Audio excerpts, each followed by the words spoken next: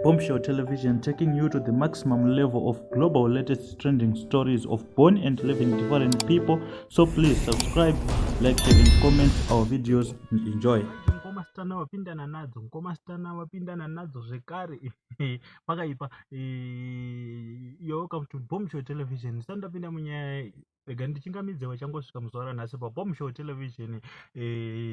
Chivhitivhiti chisina maside effects. Don't forget to subscribe if you're new here. Kana uri returning subscriber, much shout out to you. Makapenga makakosha guys. Nyaya ndainayo iri kupisa, nyaya yasitana vari kunzi izvezvi vaiswa murimandi. Vanga vari kukoti zvamanje manje pasina maminitsi. Ndine umbo hwandinahwo hwandoda kukuratidzai. Vachibuda variko kwacho kunopisa kumataredzi mhosva. Nyaya yavaendera ikokoko, ndofunga tese tinoziva kuti vanga vaane mukadzi anonzi Dion Tafire Nyika, uyo vari kunzi vakarova mbama mushure mekunge aramba nefoni yake.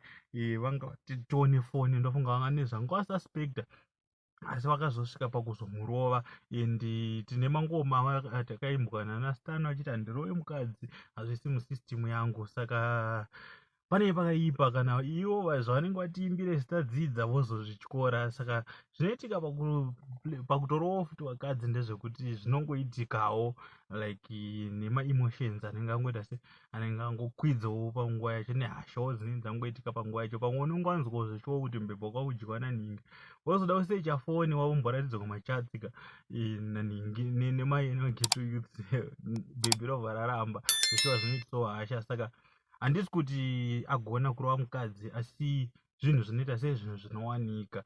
But manje iyoyo mazuva ano yakatongwa kudhara, unongoenda mukati pasina manegotiations kana chii. Saka right now vari murimandi, tichange chikupai maupdates kuti zvakamira sei. But vapinda mukoti nekuda kwekurova Dion Tafire Nyika, bhebhi ravo. Saka ndozvananga ndinazvo. Let me know in the comment section what do you think in the comment section below. Because haiko kurova mukadzi haisi solution, because guys, iwo alright, iwo ukamurova iye anozodii. Because chinonetsa ndechekuti havana imwe next step havakwanisi kukudzorera. Ukatozodzorera unokuvadzwa.